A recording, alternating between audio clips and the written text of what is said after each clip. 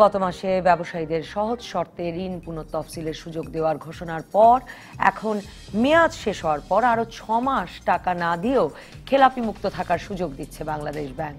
রোববার খেলাপি ঋণ হিসাবায়নের 3টি পর্যায়ে সময় বাড়িয়ে সার্কুলার জারি করে কেন্দ্রীয় ব্যাংক জারি করেছে কেন্দ্রীয় ব্যাংক, যা কার্যকর হবে আগামী 30শে জুন থেকে। সব ধরনের ঋণ আগে 3 মাসের বেশি অনাদায়ী থাকলেই সাবস্ট্যান্ডার্ড বা নিম্নমানের ঋণ হিসেবে গণ্য হলেও এখন গণ্য হবে 9 মাসের কম অনাদায়ী থাকলে। 9 মাসের বেশি কিন্তু 12 মাসের কম অনাদায়ী থাকলে সন্দেহজনক ঋণ হিসেবে গণনা হবে, যা আগে ছিল 6 মাসের বেশি ও 9 মাসের কম। তবে আগে সাবস্ট্যান্ডার্ড ঋণ খেলাপি ঋণ হিসেবে গণ্য না হলেও এখন এর একটা অংশ খেলাপি ঋণ হিসেবে দেখাতে ব্যাংকগুলোকে নির্দেশ দিয়েছে বাংলাদেশ ব্যাংক। গত 25শে মার্চ কোম্পানির লোকসানির কারণে কিংবা অন্য কোনো যৌক্তিক কারণে যেসব ব্যবসায়ী ঋণ পরিশোধ করতে পারেননি তাদের নতুন করে ঋণ পুনঃতফসিলের সুবিধা দেওয়ার কথা জানান অর্থমন্ত্রী আ.হ.ম মুস্তাফা কামাল। একই দিন অর্থ মন্ত্রণালয়ের আর্থিক প্রতিষ্ঠান বিভাগের নেতৃত্বে গঠিত উচ্চ ক্ষমতা সম্পন্ন কমিটি তাদের প্রস্তাবে ঋণ খেলাপিদের ঋণ পরিশোধের জন্য 15 বছর সময় বেঁধে দেয়। বর্তমানে খেলাপি ঋণের পরিমাণ 1 লাখ কোটি টাকার উপরে হলেও নতুন সুবিধা দেওয়ায় এসব ঋণের বড় অংশ নিয়মিত ঋণের তালিকায় চলে আসবে। তবে দোষীদের শাস্তি না দিয়ে এক শ্রেণীর ব্যবসায়ীকে তুষ্ট করতে কেন্দ্রীয় ব্যাংক এসব সুবিধা দিচ্ছে বলে অভিযোগ অর্থনীতিবিদদের অনেকে। এসব নিয়ে আলোচনায় আজ রাজখান স্টুডিওতে আছেন বাংলাদেশ ব্যাংকের সাবেক 2 ডেপুটি গভর্নর খন্দকার ইব্রাহিম খালেদ ও মুর্শিদ কুলি খান এবং পলিসি রিসার্চ ইনস্টিটিউট PRI এর নির্বাহী পরিচালক ডক্টর আহসান এইচ মনসুর। স্বাগত আপনাদের তিনজনকে। আমি খন্দকার ইব্রাহিম খালেদ, আপনাকে দিয়ে শুরু করতে চাই যে মানে দুটো প্রশ্ন। এক, মানে সরকার আসলে খেলাপিদের আর কি কি সুবিধা দিতে পারে, কি কি সুবিধা দিলে আসলে আশা করা যায় যে কিছু টাকা ফেরত আসবে, আর সেদিক দিয়ে এটা একটা ভালো উদ্যোগ কিনা? কারণ মানে এই যে প্রায় 1 লাখ কোটি টাকার উপরে খেলাপি ঋণ, সেটা কাগজে পত্রে তো কমে আসবে এই স্ট্যান্ডার্ড নির্ধারণ করবার ফলে। এই কমে আসার যদি যুক্তি হয় তাহলে আর ক্লাসিফিকেশনের নিয়মই তুলে দিলে হয়, কেউ খেলাপি হবে না, কাজে ওটা তো কোনো যুক্তি না। এইটা একটা এখন যেটা করলো বাংলাদেশ ব্যাংক, আমি বলবো একটা পশ্চাদমুখী পদক্ষেপ। কারণ এই নিয়মটি আগেই ছিল, যখন বিএনপি জামাত ক্ষমতায় ছিল ওই সময়, তখন এই নিয়ম ছিল। কিন্তু বর্তমান সরকার শেখ হাসিনা প্রধানমন্ত্রী হওয়ার পর অর্থ মন্ত্রণালয় থেকে বা বাংলাদেশ ব্যাংক থেকে ঠিক করা হলো যে না, আমরা এখন ব্যাসেল 2 থেকে 3 উত্তরণ ঘটেছে এবং আন্তর্জাতিক পর্যায়ে ক্লাসিফিকেশনের যে রীতিনীতি আমরা সেটা মেনে চলবো। কারণ বিশ্বায়নের যুগে আপনি তো পিছিয়ে থাকতে পারেন না। তো তখন হয়তো সরকার ভেবেছিল মেনে না চললে তো বোধহয় আন্তর্জাতিক যে ব্যাংকিং সংযোগ সেটাতেও একটা, সেখানে আমরা পেছনে পড়ে থাকবো, আমাদেরকে পাত্তা দেওয়া হবে না, পরিষ্কার কথা। তো এটা করার পরে আবার পুনর্নির্বাচিত হয়ে এই সরকার সামনে না গিয়ে পিছনের দিকে যাচ্ছেন কেন? আরেকটি ব্যাপার যা নাকি আমাদের খুবই কটু মনে হয়েছে যে আগের অর্থমন্ত্রীও সফল ছিলেন না ঠিক, কিন্তু তিনি কখনো খেলাপিদের পক্ষে কথা বলেননি। কিন্তু বর্তমান মন্ত্রী হওয়ার পরের থেকে শুধু খেলাপিদের পক্ষে না, রীতিমতো খেলাপি বান্ধব কথাবার্তা বলছেন। এর আগে বলেছিলেন যে 12 বছর পর্যন্ত 2% মাত্র সুদে শেষ খেলাপিদেরকে তিনি সুযোগ দেবেন। তো এটি হলে তো দেশে কোনো ব্যাংকিং থাকবে না। আর তারপরে এখন ওটা হয়েছে কিনা আমি জানি না, কোনো সার্কুলার মধ্যে হয়নি এখনো। তবে এখন যেটা হয়েছে এটাকে সেই জন্য আমরা ওই মন্দের ভালো বলছি, মানে ভিক্ষা চায় না কুত্তা টাকা। এই জন্য যে যদি সত্যি আবার অর্থমন্ত্রী ওইটি করে বসেন যে 2% দিয়ে 12 বছরের জন্যে, ওটা তো সাংঘাতিক ব্যাপার। ও এর চেয়ে মনে করছেন এই সার্কুলারটা ভালো? ওর চাইতে এটা ওটা না হয়ে এখন যদি দেখা যায় এটাও করলাম ওটাও করলাম, তাহলে ওটাও তো হবে না এমন কোনো ঘোষণা আমি কোথাও খুঁজে পাইনি। আপনি পেয়েছেন? না, পাইনি, কিন্তু হবে মানে কোনো ঘোষণাও পাইনি।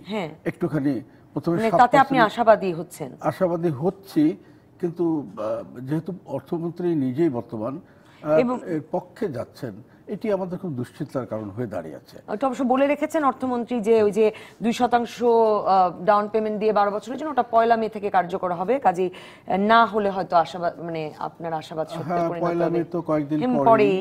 তো তেমন কোনো বাংলাদেশ ব্যাংক থেকে যতদূর আমরা তো এখন সার্কুলার নেই, এবং তারা এই মুহূর্তে মধ্যে কোনো ড্রাফটও তাদের হাতে নেই। তারা কিছু পাননি বলে জানাচ্ছেন। ডক্টর হাসান এইচ মনসুর, কিন্তু মানে এরকম কিছু হয়ে থাকতে পারে কিনা যে আসলে খেলাপি ঋণের পরিমাণটা 1,00,000 কোটি টাকার উপরে? আমরা জানি যে আরো প্রায় 50 লাখ কোটি টাকা আসলে অবলোপন করা হয়েছে, মানে 50,000 কোটি টাকা অবলোপন করা হয়েছে, হ্যাঁ 50,000 কোটি টাকা। কাজে এই যখন পরিস্থিতি, তখন মানে একরকমের খাতাটাকে পরিষ্কার করবার জন্য সরকার নানা রকম নিরুপায় ব্যবস্থা নিচ্ছেন, সেটা ভাববার কোনো কারণ আছে কিনা সরকার বা বাংলাদেশ ব্যাংক? আর মানে ইব্রাহিম খালেদ যেটা বলছিলেন যে ওই যে 12 বছর ধরে সুদ, মানে 12 বছর ধরে 7% সুদ দিয়ে ঋণ পুনঃতফসিলের যে সুযোগ, সেই সার্কুলার হয়নি, এটা হয়েছে, এটা বরং ওটার চেয়ে ভালো। ভাববার কারণ আছে কিনা যে ওটার পরিবর্তে এটা হয়েছে? না, এটা তো আমারও হয়তো উইশফুল থিঙ্কিং যে হলে ভালো হয়, ওটা যদি না হয়, কিন্তু সেটা মনে হচ্ছে না। যেটুকু শুনছি যে দুটোই হবে, এবং মোটামুটি সিদ্ধান্ত হয়েছে যে ওটা 12 বছর থাকবে, হয়তো সুদের হারটা একটু বাড়িয়ে ওইটুকু হয়তো অ্যাডজাস্টমেন্ট হতে পারে। 2% ডাউন পেমেন্টও থাকবে, 2% ডাউন পেমেন্টই থাকবে। তো যাই হোক, যেটাই হোক, যদি এটা হয়, আমি তো অবশ্যই ওনার সাথে পুরোপুরিভাবে একমত, যেটা আমাদেরকে পেছন দিকে ঠেলে দিচ্ছে। কারণ বর্তমান ব্যাংকিং জগতে মানে ব্যাজেল 3 না, তারা ব্যাজেল 4-এ চলে যাচ্ছে, আর আমরা এখন ব্যাকওয়ার্ড যে ব্যাজেল 2-তে চলে যাব। তাহলে গ্যাপটা কোথায় থাকবে? আমাদের এমনি বাংলাদেশে কোনো ইন্টারন্যাশনাল স্ট্যান্ডার্ড কোনো ব্যাংক নাই, একটাও নাই, নান। এবং আগামীতেও হওয়ার সম্ভাবনা খুব কম। হয়তো যদি কোনো ব্যাংক হয়, খুব ভালো কোনো একটা ব্যাংক হয়তো হতে পারে, একটা বা দুটো, তাও 10 বছর লাগবে তাদের সেই পর্যায়ে যেতে। এই যে অবস্থাটা, সেখানে আমাদের প্রায় 60টার মতো ব্যাংক আছে, ছোট ছোট। আন্তর্জাতিক মানের ব্যাংক থাকা জরুরি কেন? আন্তর্জাতিক মানের ব্যাংক থাকলে আমাদের দেশের একটা ঝান্ডা অন্যান্য দেশে সেখানে ব্রাঞ্চ অফিস তারা খুলতে পারে, মানে নিজেদের ব্যবসা বাণিজ্যও তো সুবিধা হয়। হ্যাঁ, অবশ্যই। একটা আমাদেরকে এখন যখন এলসি খুলতে হয়, কাউন্টার গ্যারান্টি নিতে হয় অন্যান্য বড় ব্যাংকের কাছ থেকে, সেটা তো আর লাগে না। আমি যদি আন্তর্জাতিক ক্ষমতা সম্পন্ন হয়, তাহলে আমি গ্যারান্টি দেবো, that is itself is sufficient for counter guarantee. আর কিছু কাউকে আসতে হবে না সেখানে। সেই স্থানে যেতে আমাদের সময় লাগবে। আমাদের যে কোনো একটা ব্যাংক এখনো সেই পর্যায়ে রেডি নয়। আমাদের যেটা নাম্বার 1 ব্যাংক, ব্র্যাক ব্যাংককে বলা হয় প্রফিটেবিলিটির দিক থেকে, গুড গভর্নেন্সেও ভালো, সেখানেও কিন্তু আমরা জানি অন্তত পক্ষে আরও 10-12 বছর লাগবে। যদি সাস্টেইন গ্রোথ এবং ইত্যাদির মাধ্যমে যদি এটাকে আরও করা সম্ভব হয়, তাহলেই হয়তো যেতে সম্ভব হতে পারে। তো সেই পর্যায়ে যখন আমরা আছি, এবং আমাদের যেখানে পেছনের সারিতে যেটাকে ব্যাক বেঞ্চার বলা হয়, এত সংখ্যক ব্যাংক আছে যারা আসলে কিন্তু ভায়াবল ব্যাংক না, এবং তাদের জন্যই কিন্তু রেগুলেশনগুলোকে এইভাবে করা হচ্ছে, যেটা খুব দুঃখজনক। আমাদের যেটা উচিত ছিল যে এই ব্যাক বেঞ্চারগুলোকে কনসলিডেট করে শক্তিশালী 8-10টা ব্যাংকে নিয়ে আসতে পারলে এই খাতটাকে শক্ত পায়ে দাঁড়ানো যেত, এবং এর থেকে হয়তো কয়েকটা ব্যাংক আন্তর্জাতিক মানসম্পন্ন হতে পারতো আগামী 10-15 বছর পরে। আপনি 10 বছরের মধ্যে এখন ব্যাক বেঞ্চাররা আমাদের ফ্রন্ট বেঞ্চারদেরকে টেনে ধরবে।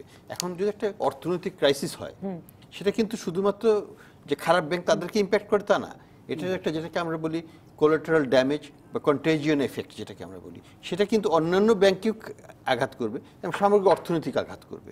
কাজে অভিঘাতটা কিন্তু অনেক বড় হয়ে দাঁড়ায়। কাজেই আমি এখনই বলবো সরকারের উদ্দেশ্যে যে এই জিনিসগুলো হতে দেওয়াটা ঠিক নয় তো বটেই।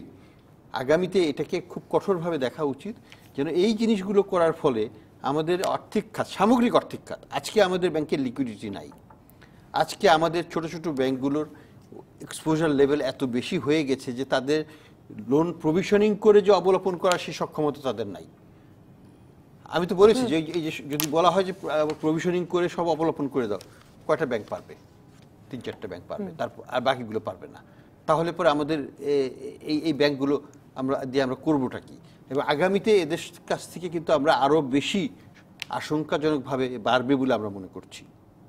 মুর্শিদ কুলি খান, মানে ব্যাংকের যে লিকুইডিটি ক্রাইসিসের কথা ডক্টর হাসান এইচ মনসুর বলেন, মানে আসলে একটা নিরুপায় অবস্থা কিনা, মানে কিছু টাকা পেতে চাইছে সরকার, তবু সেটা একটা কারণ হতে পারে, বা এই যে এবার সময় বাড়ানোর ফলে এর ফলে যে ব্যাংকেরও তো মানে প্রভিশন সংরক্ষণেও একটা বাড়তি সময় পাবে ব্যাংকগুলো, মানে কি যুক্তি থাকতে পারে আসলে যে আরো বেশি সময় দিয়ে খেলাপি ঘোষণা?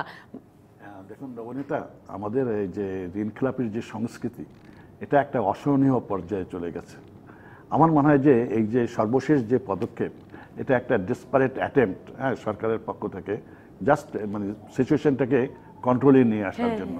কারণ আপনি জানেন যে গত অর্থমন্ত্রী মহোদয়ের সময় থেকে অনেকগুলো এই এবিবি বা বিএবির মানে ওদের অনুরোধে সরকার অনেকগুলো সুবিধা দিয়েছিল যে আপনার এবিবি না এবিবি না বিএবি, বাংলাদেশ অ্যাসোসিয়েশন অফ মানে মালিক ব্যাংক মালিকদের সংগঠন যেটি। জি, এখন কিন্তু তারপরেও তারা বলেছিল যে তারা সিঙ্গেল ডিজিটে নামিয়ে আনবে, কিন্তু নামিয়ে আনে নাই। এখন এই যে আপনার এই যে সুবিধাটা এখন যে দিতে যাচ্ছে, এই সুবিধাটা মানে 6 মাসের একটা গ্রেস পিরিয়ড। এতে হবে কি আপনার ব্যাংকগুলো তাদের প্রভিশনিং করতে হবে না, এবং এই যে 30 জুনের পরে তারা যে মানে আপনার ইটা দেখাবে, তারা মানে তাদের লাভটা একটু বেশি দেখাবে।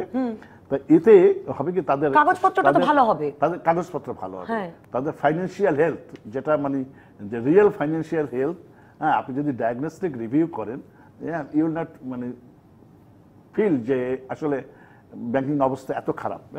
তো একটু মানে এটাকে বলা হয় আমার মনে হয় যে একটা কসমেটিক সার্জারির মতন, যে কসমেটিক সার্জারি করে যেমন সেটা মন্দের ভালো ভাববার কোনো কারণ আছে না, এটা মন্দের ভালো, এটা হয় কি একটা রিলিফ দেওয়া। এবং এটা আমার মনে হয় এর আগে সরকার যেমন অনেকগুলো সুবিধা দেওয়ার পরও কাঙ্ক্ষিত আপনার পাইনি, যেমন আপনার 2015 সালে যে দিয়েছে, তারপরে মাত্র 2টো গ্রুপ ছাড়া আর কেউ কিন্তু টাকা ফেরত দেয়নি, বরং ওখানে খেলাপির পরিমাণ বেড়েছে। এখানে আমার মনে হয় না যে কাঙ্ক্ষিত যে উদ্দেশ্য ভালো, যে কারণ আমাদের যে বাংলাদেশের যে ক্লাসিফিকেশনের যে নিয়ম কানুন, এটা একেবারে প্রায় আন্তর্জাতিক মানের ছিল। ইভেন আমাদের পার্শ্ববর্তী যে দেশ আপনার ইন্ডিয়া বলেন বা শ্রীলঙ্কা, সেখানে কিন্তু এত কঠোর না যে 3 মাস হয়ে গেলেই তারাও কিন্তু একটু শিথিলতা আছে এখনো এই পর্যায়ে। কিন্তু আমরা কিন্তু এদিক দিয়ে অনেক এগিয়ে গেছিলাম আমাদের ব্যাংকিং ডিসিপ্লিন। তো এখন আবার আমরা ওই স্যার যেটা বলেছেন যে ব্যাকওয়ার্ড স্টেপ আমরা একটু নিলাম। এটা হয়তো বা আমাদেরকে ওয়েট করতে হবে যে এটা কি সুফল আনে বা কি প্রতিক্রিয়া আনে আর কি।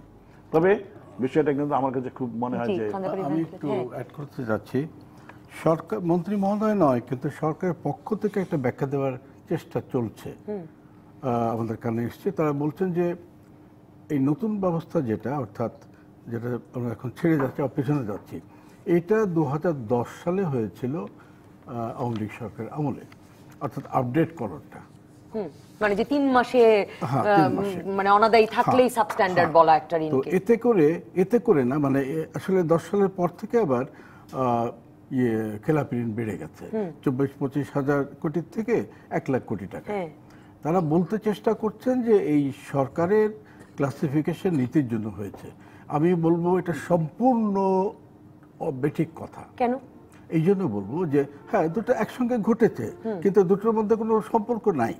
কারণ হয়েছে ক্লাসিফিকেশন বেড়েছে তো ডাকাতি, এমন না যে 6 মাস পরেও কেউ ঋণ শোধ করা শুরু করেছে। সময়ের সাথে সম্পর্ক নাই, এটা হলো ডাকাতির সাথে সম্পর্ক। কারণ বেসিক ব্যাংকে যা ঘটেছে এটা কি ক্লাসিফিকেশনের জন্য? যে কেউ স্বীকার করবে এটা ডাকাতি। সোনালী ব্যাংকে, জনতা ব্যাংকে এখন ডাকাতির করে ডাকাতির অপবাদটাকে সরানোর জন্য আপনি ক্লাসিফিকেশনের উপরে দেবেন, এটা অত্যন্ত অন্যায় যুক্তি। এটা বলছেন বলে আমি বললাম, অনেকের কাছে এটা মনে হতে পারে। এই কুযুক্তি দিয়ে আমাদেরকে দূরে সরানোটা ঠিক হবে না। একটা বিরতিতে যাই, বিরতির পর মুর্শিদ কুলি খান আপনাকে দিয়ে শুরু করব। খন্দকার ইব্রাহিম খালেদ বলেছেন যে তিনি মনে করছেন যে খেলাপি বান্ধব হয়ে পড়ছেন নতুন অর্থমন্ত্রী। আপনি সেভাবে দেখছেন কিনা? আমি দেখলাম এই সরকারের সাবেক এক মন্ত্রী জোটে আছেন রাশেদ খান মেনন, তিনিও এরকম কথা বলেছেন। একটা বিরতির পর সেই প্রসঙ্গে শুনবো। ফিরে এলাম রাজকাহনে। মুর্শিদ কুলি খান, খন্দকার ইব্রাহিম খালেদ তার বক্তব্যে বলছিলেন যে তিনি তিনি হতাশ যে নতুন যিনি অর্থমন্ত্রী তিনি একরকম খেলাপিদের পক্ষ নিয়ে কথা বলছেন বলে তার মনে হচ্ছে। খেলাপি বান্ধব শব্দটাও ব্যবহার করেছেন। এত কড়া হবেন কিনা আপনি? আপনারও সেরকম বোধ হচ্ছে? দেখুন, আমার মনে হয় যে আমি একটু ডিফার করি স্যারের সাথে, যে এই জন্য যে খেলাপি বান্ধব আমি কথাটা বলবো না, তবে খেলাপিদেরকে অনেক সুবিধা দেওয়া হয়েছে। আমার কাছে মনে হচ্ছে যে দুই স্টেপ আগাবার জন্য হয়তো এক স্টেপ পিছানো পেছানো হয়েছে। হ্যাঁ, অনেক সময় ভালো কিছুর জন্য অনেক কিছু আপনার করতে হয়। মেবি মানে কি ধরনের ভালো প্রত্যাশা না, করছেন? ভালো এই যে আমাদের যে অসহনীয় যে খেলাপি ঋণ এবং এই যে মানে মানে ব্যাংকিং সেক্টরের যে একটা দুঃসহ অবস্থা, এটা থেকে একটা মানে মুক্তির, হ্যাঁ আমি প্রথমেই বলেছি যেটা ডেসপারেট অ্যাটেম্প্ট, একের পর এক দিয়ে ট্রাই করা হচ্ছে যে হয়তো মানে, কিন্তু কথা হলো যে এটা কি পরিমাণ সুফল বয়ে আনে সেজন্য আমাদেরকে ওয়েট করতে হবে। এবং খেলাপিদেরকে আপনি হয়তো মানে খেলাপিরা আজকে অনেক মানে অনেকে হয়তো আফসোস করবে যারা মানে ঋণ রেগুলার পরিশোধ করে যে তারা আমরা কেন খেলাপি হলাম না।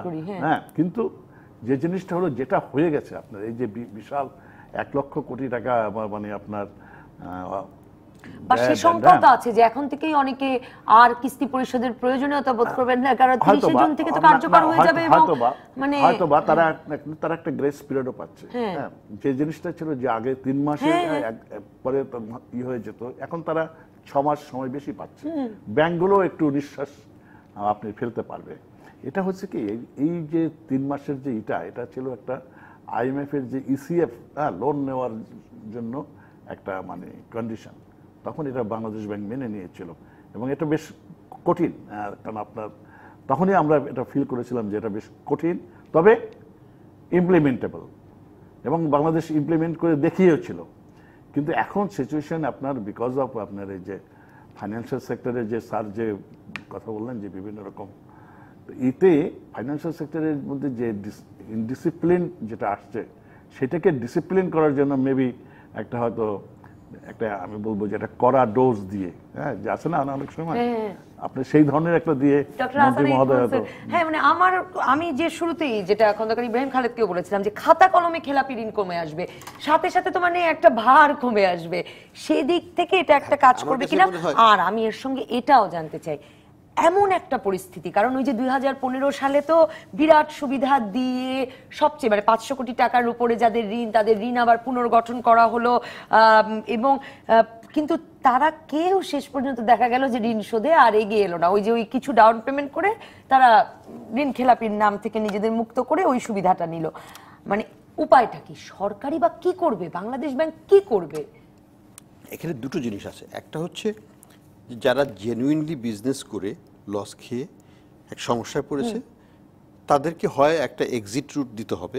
দেউলিয়া আইন নাকি হচ্ছে পৃথিবীর দেশে যেটা, অন্যান্য দেশে যেটা হয় যে চ্যাপ্টার 11 টাইপ ব্যাংক্রাপসি ডিক্লারেশনের মাধ্যমে একটা রিস্ট্রাকচারিং এর সুযোগ দেওয়া হয়।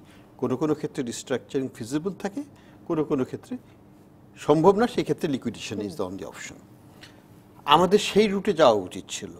এইটা কোনো রুট হলো না, যেটা একটা জেনারেলাইজড আমি একটা সুযোগ দিয়ে দিলাম, যেটা কালচার অফ আমাদের যে কালচার ডিফল্ট কালচার সেটাকে আরো প্রমোট করবে। আমি তো এটাকে বলবো যে না, এটা পিছিয়ে যাও না, এটা হচ্ছে যে দুষ্ট ছেলের মুখে ললিপপ গুজে দেওয়া, তুমি আরো বেশি করে খাও, চিৎকার করবে না। এইভাবে তো এই শাসনে তো বাবা মা ছেলে মেয়েকে বড় করতে পারবে না। যখনই কানবে আমি ললিপপ দিব, যখনই টাকা চাইবে আমি মানি ব্যাগ ভরে দিব, তাহলে তো ওই বাচ্চা কিন্তু কোনোদিনও ঠিক পথে যাবে না। ঠিক আমাদের এই মানে যে লোন কালচার ঠিক একইভাবেই হচ্ছে, যে দুষ্টমি করবে তাকে আমি ললিপপ দিব এবং তাকে আরো কিছু টাকা দিয়ে, এত টাকা সেই টাকার কারণে লিকুইডিটি ক্রাইসিস, সেই টাকার কারণে ওই যে ইন্টারেস্ট রেট সবার জন্য কমানো যাচ্ছে না, তো করবেটা কি? শুধু এটার কারণে লিকুইডিটি ক্রাইসিস না, কিন্তু এটা একটা অন্যতম কারণ। কারণ ব্যাংকগুলো আলটিমেটলি কি, তার একটা রিভলভিং ফান্ড, আমার টাকা নেবে আরেকজনকে দেবে, সে আবার শোধ করবে, সেটা আরেকজনকে দেবে, এবং তার মাধ্যমে টাকাটা বেশি ঘুরলে পরে অর্থনৈতিক কার্যক্রমটা বেশি হবে। কিন্তু সেটা হচ্ছে না, ফলে ব্যাংকগুলো সংকুচিত হয়ে আসছে, তাদের ব্যালেন্স শিটটা বাড়তে পারছে না এবং বিজনেস কার্যক্রম এক্সপ্যান্ড করতে পারছে না। এখন সমস্যাটা হলো যে আমরা আসল সমাধান চাই নাকি আমরা এই কালচারটাকে প্রমোট করে আমাদের যারা, আমি বলছি আমাদের বলতে মানে স্বার্থান্বেষী মহলের যারা প্রতিনিধি তাদেরকে সন্তুষ্ট রাখতে চাই। আমি তো মনে করি যে তাদের সন্তুষ্ট রাখাটাই হচ্ছে আমাদের উদ্দেশ্য। যারা লোন ডিফল্ট করছে তাদের কি সম্পদ নাই? তাদের সম্পদ কোথায়? আমার তো মনে আছে যখন ডোনাল্ড ট্রাম্প যখন ডিফল্ট করেছিল ওই আমেরিকাতে, তখন তাকে বলা হয়েছে তোমার মাসিক ভাতা এত টাকার বেশি দিতে পারবে না, বাকি সব টাকায় এই দিয়ে তোমার লোন শোধ করতে হবে। তা আমাদের যাদের 10টা বাড়ি আছে, 5টা ল্যান্ড আছে গুলশানে, তাদের ল্যান্ডগুলো বিক্রি করে বাড়িগুলো বন্ধ করে বিক্রি করে টাকা শোধ করুক না কেন, একটা এক্সাম্পল আমরা সেট করতে পারি না? এগুলো কি আমাদের আইনে আছে এখন, নাকি নতুন আইন করতে হবে? আইনে নাই কেন? আইনে তো অবশ্যই বিধান আছে যে টাকা আদায় করার জন্য যে কোনো কিছু ক্রোক করে হলেও টাকা আদায় করার ক্ষমতা আইনে দেওয়া আছে, কিন্তু প্রয়োগ তো হচ্ছে না। ভারতে যদি সরকার পুরো নিরুপায় নয়, ভারতে যদি নীরব মোদীকে লন্ডন থেকে নিয়ে আসতে পারে বিচারের জন্য, এত বড় একটা সম্পদশালী ব্যক্তিকে, আমরা কি আমাদের একটা পুঁটি মাছ ধরতে পারি না? এটাই আমাদের কাছে সবচেয়ে বড়। মানে এরা কি কেউ পুঁটি মাছ? খন্দকার ইব্রাহিম খালেদ, তার মানে তো সরকার পুরো নিরুপায় নয় আসলে খেলাপি ঋণ ফেরত আনতে। এটাকে আমি এইভাবে বলবো যে এটা একটা শক্তির খেলা। খারাপভাবে দুর্নীতি করে ব্যাংক লুট করে যারা বড়লোক হয়েছেন তাদের ওই টাকার জোরে প্রচুর ক্ষমতা, এবং তারা এখন রাজনীতিতে ঢুকে পড়েছেন। অনেক আগে, বোধহয় বছর 10 আগে, আব্দুল হামিদ সাহেব আজকে প্রেসিডেন্ট বলেছিলেন 62% ব্যবসায়ী, এখন 73% হয়েছে। এবং ব্যবসায়ী এটা দোষজনক হতেই পারে, কিন্তু ওই গ্রুপ যদি হয়, ব্যবসায়ীরা দুই গ্রুপ, একটা নর্মাল ব্যবসায়ী, ঠিক, এটা ভালো, আরেকটা হলো যারা নাকি এই সব দুর্নীতি করে ব্যবসায়ী করে, এরা এখন ক্ষমতার মধ্যে ঢুকে পড়েছে। এবং সত্যিকারে আমার মতে পলিটিক্যাল ফোর্স যেটা গভর্নমেন্টের, সেটা দুর্বল হয়ে পড়েছে, আর দুর্বৃত্তের ফোর্সটা বড় হয়ে গেছে। সরকারের ওই পলিটিক্যাল ফোর্স এদের কাছে মাথা নত করছে, এই কারণে এই দুর্বৃত্তায়ন হচ্ছে। এবং সরকারের প্রচুর ক্ষমতা আছে, ইচ্ছা করলেই করা যায়, কিন্তু করতে বাংলাদেশ ব্যাংক পারছে না, মিনিস্টার অফ ফাইন্যান্স পারছেন না। এখন সরকার বলতে তো আমরা মিনিস্টার অফ ফাইন্যান্সকেই বুঝি। এটাকে ঠিক করতে হলে সরকারের যে পলিটিক্যাল গ্রুপ, তাদেরকে সিদ্ধান্ত নিতে হবে যে দেশকে আমরা শাসন করব না ওই চোরেরা শাসন করবে, সেই ডিসিশন সরকারকে। আর আপনি ওই বেসিক ব্যাংকের ঘটনা বলছিলেন, মানে খেলাপি ঋণ যাদের এত বড় বড়, তাদের ক্ষেত্রে এটাও একটা সমস্যা কিনা যে আসলে ঋণটা নেওয়া হয়েছে এক রকমের নিয়ম ভঙ্গ করে, তারপরে সেই দিয়ে কোনো বিনিয়োগ হয়নি, কাজে শেষ পর্যন্ত এখন বোধহয় ওই সম্পত্তি ক্রোক করতে যাওয়া বা জমি ক্রোক করতে যাওয়া ছাড়া উপায় নাই, এরকম অবস্থা না। কিন্তু যে যার নেতৃত্বে ঘটলো, ওই ব্যাংকের তৎকালীন চেয়ারম্যান একজন জাতীয় পার্টির এমপিও ছিলেন, তাকে কি অন্তত অ্যারেস্ট করা যেত না? কারণ কতগুলো তো মানুষকেও দেখাতে হয়, তাকে আপনি টাচই করতে পারলেন না। দু-3 বার ডেকে চাটা খাইয়ে বিদায় করে দিলেন। এর থেকে সাধারণ মানুষের কি মনে হয় যে সরকার বা সরকারের শক্তিশালী অংশ এইসব দুর্বৃত্তায়নের সঙ্গে জড়িত? কথাটা খুব খারাপ শোনা যায়, আমার নিজেরও বলতে কষ্ট হচ্ছে, কারণ এই সরকারকে তো আমরা সমর্থন করি, কিন্তু এই কাজগুলোকে আমরা সমর্থন করি না। মুর্শিদ কুলি খান, আসলে কি করতে পারে, মানে এই কড়া হওয়াটা কেন যাচ্ছে না? যারা ঋণ খেলাপি তাদের জন্য সুবিধা না দিয়ে তাদেরকে শাস্তির আওতায় আনা যাচ্ছে না কেন?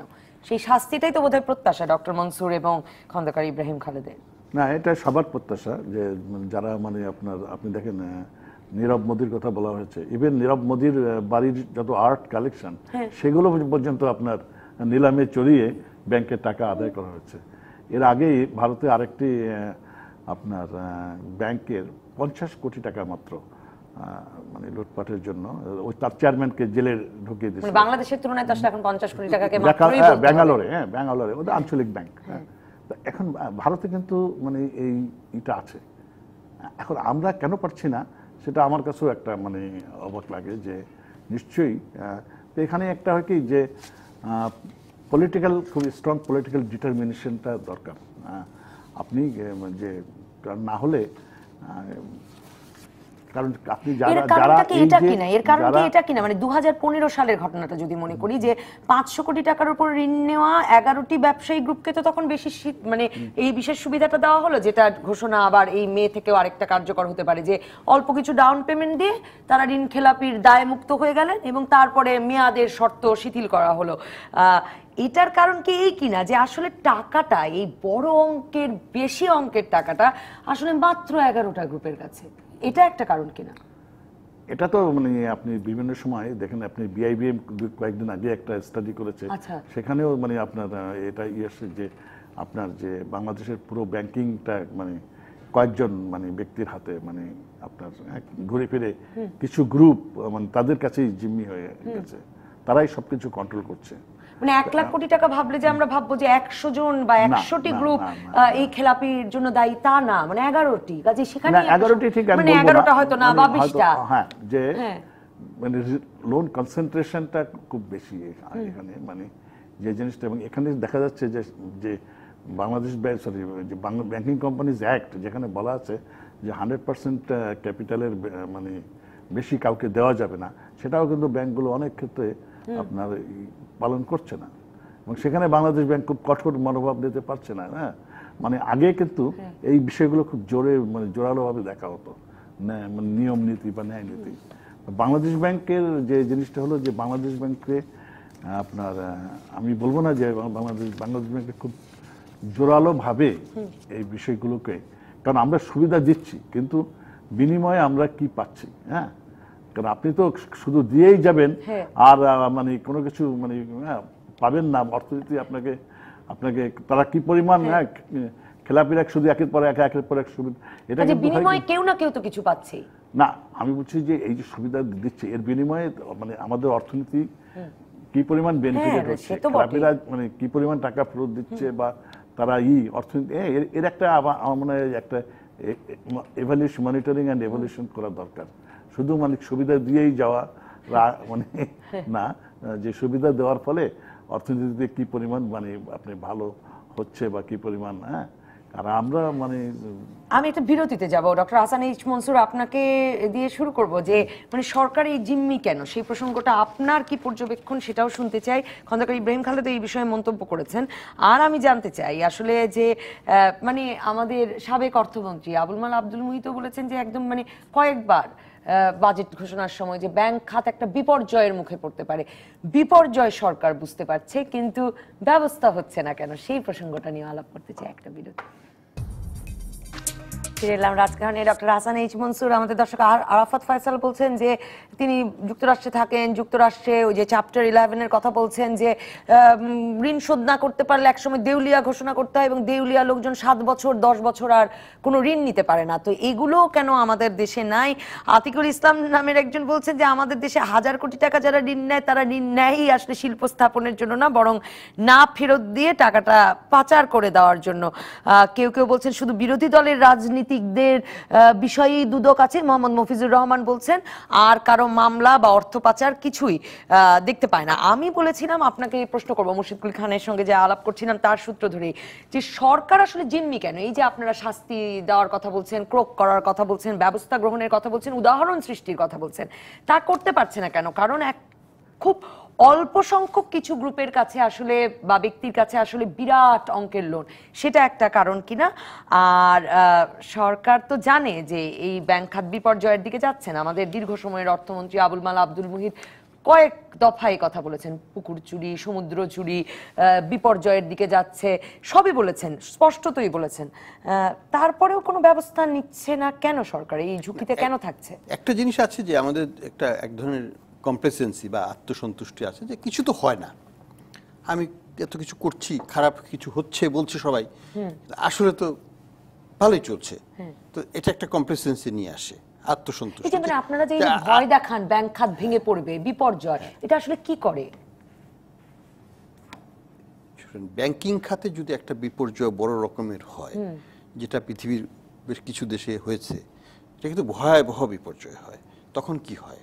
তখন দেখা যায় যে সামগ্রিকভাবে একটা ইকোনমিক ক্রাইসিস দেশে চলে আসে, এবং একটা দেশের তখন অর্থনীতি সংকুচিত হয়, প্রবৃদ্ধি তো হয় না, নেগেটিভ প্রবৃদ্ধি হয়। এবং সেটার কারণে যেটা হয়, হাজার হাজার বিজনেস বন্ধ হয়ে যায়, ব্যাংকগুলো কোলাপস করে, ব্যাংকের কোনো ঋণ তখন আর শোধ হয় না, এবং ব্যাংকিং খাত পুরো একটা যেটাকে বলা হয় গ্রিড লকড হয়ে যায়। এই জিনিসগুলোর কথা আমরা ভাবতেও চাই না, কারণ এটা এত ভয়াবহ।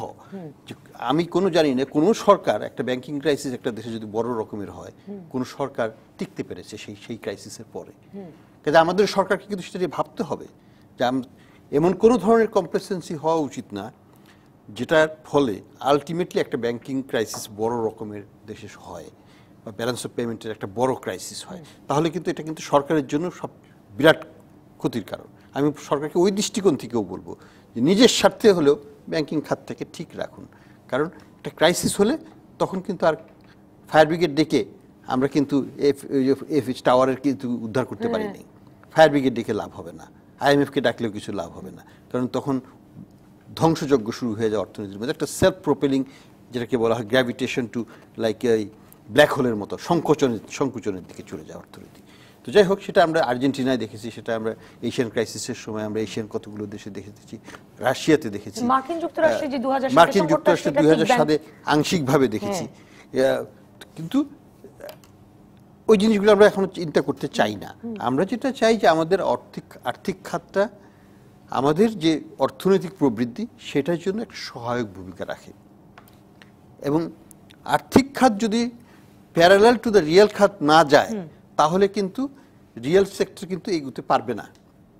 আলটিমেটলি আমাদের যেটাকে বলা হয় প্রকৃত অর্থনীতি, সে প্রকৃত অর্থনীতিকে যে সামনে যেতে হয়, যদি আমাদের 8% গ্রোথ হতে হয়, যেটা আমি বিশ্বাস করি না যে 8% হয়েছে আমাদের, 8% যদি হয়, সেটার জন্য যে অর্থনীতির কাঠামো দরকার, যে সাপোর্টটা দরকার, বর্তমানে লিকুইডিটি ক্রাইসিসে এটা হওয়া সম্ভব নয়। এই বর্তমান অবস্থাতে 8% সাপোর্ট করা সম্ভব নয়। আমাদের ব্যাংকিং খাতে ডিপোজিট গ্রোথ নামতে নামতে, যেটা 22% ছিল, 18% ছিল, এখন 9%-এ নেমে এসছে। আর কত নামবে? 5%-এ নামলে পরে কি অর্থনীতি চলবে? চলবে না। কাজে আমাদেরকে অবশ্যই এখন নজর দিতে হবে ডিপোজিট বাড়তে হবে, তাহলেই আবার আরেকজনকে অর্থ দেওয়া যাবে অবশ্যই ঋণের জন্য এবং শিল্প স্থাপনের জন্য। গাড়ির টাকা বা ইঞ্জিন চালাতে হলে ইঞ্জিন অয়েল দিতে হয়, এবং সেটাই গ্রিসটাকে কিন্তু এটাকে সচল রাখে। Liquidity is like that. তো লিকুইডিটি যদি আমার থেমে যায় তাহলে তো গ্রিড লক হয়ে যাবে। আমার তো ব্রেক শু দিলেও ওই ব্রেক দিয়ে ধরতে পারবে না, বা আমার চাকাটা ঘুরবে না।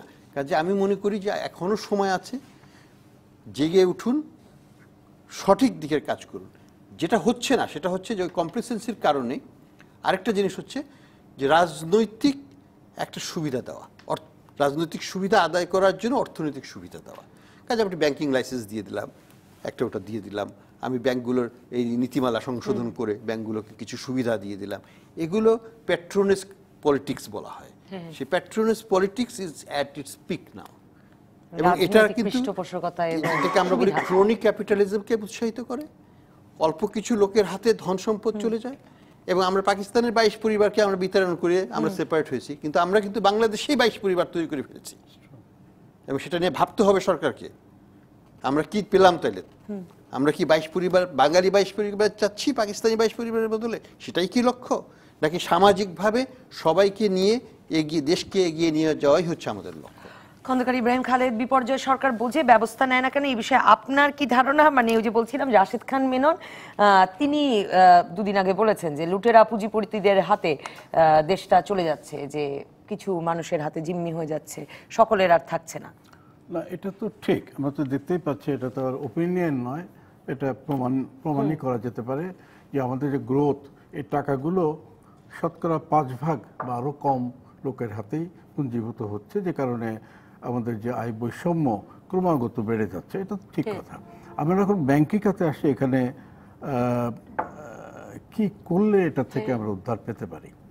এখন যে ক্ষমতার স্ট্রাকচার যা তা দেখে মনে হচ্ছে যে গ্রুপটি টাকা পয়সা অন্যায়ভাবে কুড়েছে এবং সরকারের সহায়ক শক্তিতে পরিণত হয়েছে, রাজনৈতিক কারণে নয়, এই সমস্ত টাকা পয়সার কারণে, তারাই এখন অন্তত ব্যাংকিং সেক্টর কথা বলবো তারা চালাচ্ছে, পলিটিক্যাল সরকার চালাচ্ছেন না।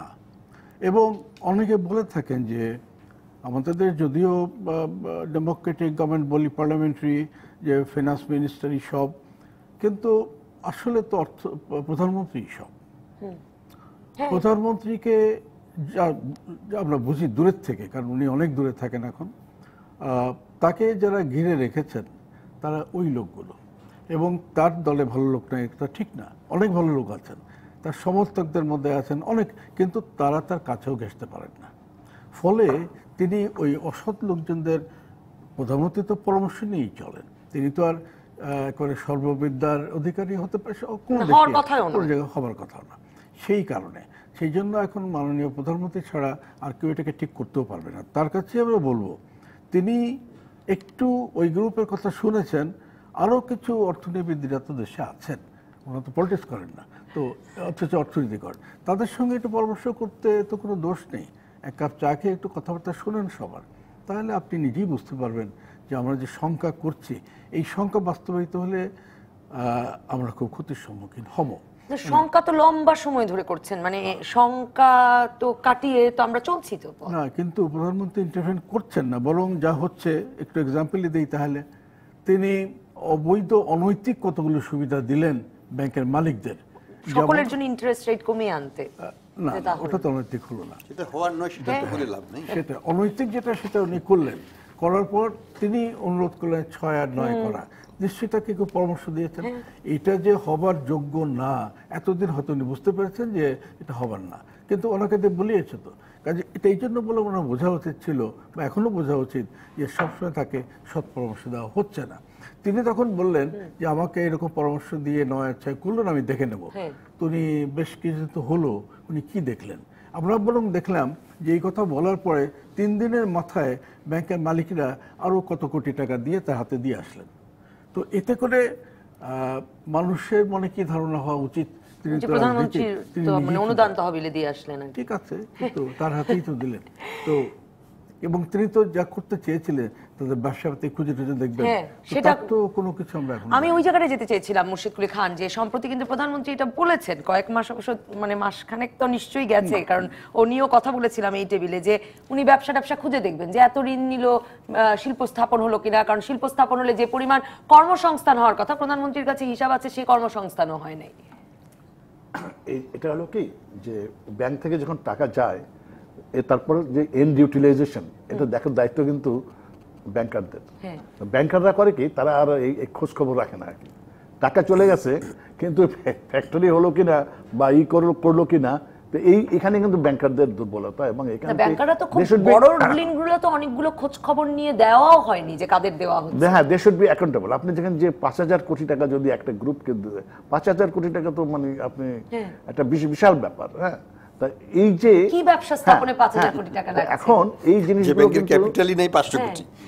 এই জিনিসগুলো কিন্তু হয় কি, এগুলো তার প্রধানমন্ত্রী দেখবেন না। এগুলো যে ব্যাংক, ওই ব্যাংকের যারা পর্ষদ বা ওই ব্যাংকের যারা, আপনি কি কনফিডেন্ট বোধ করেন কিনা এই অর্থমন্ত্রী মানে দায়িত্ব নিয়ে বলেছেন যারা 1 টাকাও যাতে খেলাপি ঋণ না বাড়ে, আপনি কনফিডেন্ট বোধ করেন কিনা যে আমরা আগামীতে আর কোনো ওই যে 5,000 কোটি টাকার ঋণ কেলেঙ্কারির গল্প শুনবো না? আমি আশাবাদী হতে চাই। আমি সেই আশাবাদ নিয়ে শেষ করি। অসংখ্য ধন্যবাদ মুর্শিদ কুলি খান, ডক্টর আহসান এইচ মনসুর, খন্দকার ইব্রাহিম খালেদ। পরবর্তী পর্বে আলোচনা করব বিএনপি সংসদে যাচ্ছেই না এই নিয়ে।